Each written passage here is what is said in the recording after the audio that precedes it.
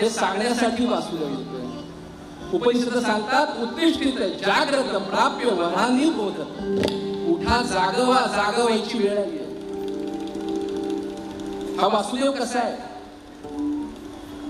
अविद्येला घालवून डोक्यावर श्रीविद्येचा मोर पिसांचा टोप त्याने चढवलाय. पूर्ण ज्ञानाचा गोलदार अंगरखा त्याने घातलाय की जे ज्ञान संपूर्ण विश्वाला व्यापून राहिलंय. नाही ज्ञानेन सदृशम पवित्र मिह विद्यते असं म्हणतात. ज्ञानासारखी पवित्र गोष्ट दुसरी कुठलीही नाही. सात्विकतेचं प्रतीक म्हणून गळ्यामध्ये माळे, हातामध्ये टाळे, पायामध्ये चाळे. नाद ब्रह्माचा पावा तो वाजवतोय. देवदेवीच्या चिपळ्या हाती धारण केल्या. ब्रह्म आणि माया एकत्र झाल्याशिवाय विश्वाची निर्मिती नाही. ज्ञानदेव त्याला देवदेवी असं म्हणतात. ब्रह्म आणि माया एकत्र झाल्याशिवाय विश्वाची निर्मिती नाही. तशा दोन चिपळ्या एकमेकांवरती आपटल्याशिवाय नादाची निर्मिती नाही. ब्रह्म मायेच्या चिपळ्या हाती धारण केल्या. आणि या संतांच्या घरचा वासुदेव, ज्ञानदेवांच्या घरचा वासुदेव, नामदेव रायांच्या घरचा वासुदेव भोग सांडून त्यागाचं दान मागायला आलाय. दान पावलं, दान पावलं,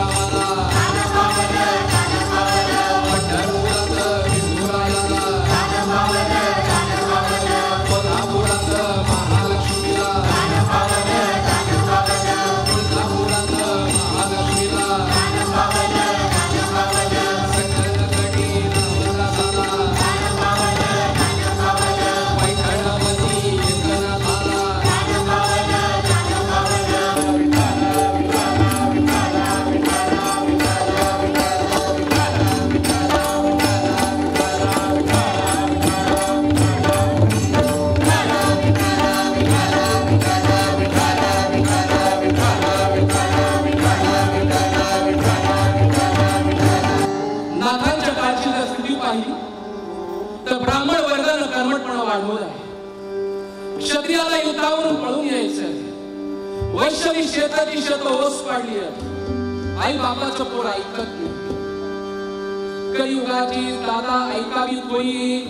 पुत्र तो होईल पित्याचा वैरी. प्रतार सोडोनी घरोघर फिरतील नाही. ऐसा शकुन दादा माझा ऐका निर्धारी. शकुन सांगावया आले माई माझे. शकुन सांगावया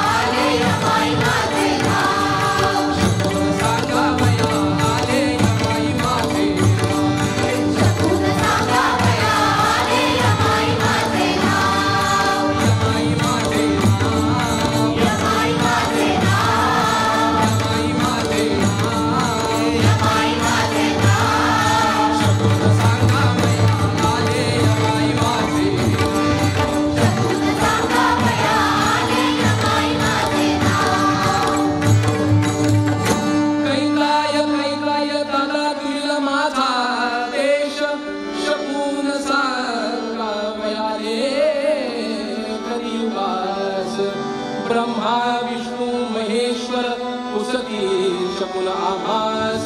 ऐसे विधानावी सांगितले. ओम नमो भगवती गुणमयी आदिशक्ती अनादि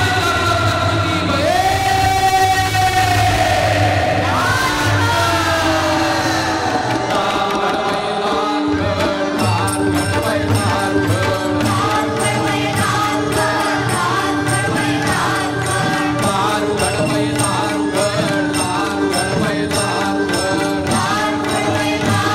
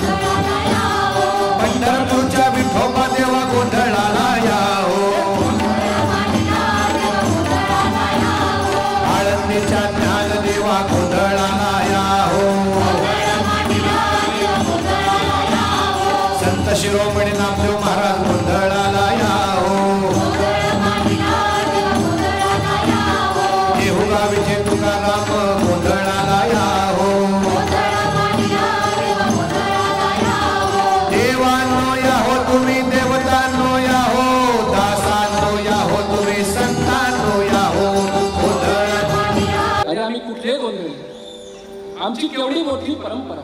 700 वर्षापूर्वी नामदेव रायांनी पंढरपूरच्या वाळवंटामध्ये, पंढरपूरच्या महाद्वारामध्ये कीर्तन भक्तीचा गोंधळ घातला.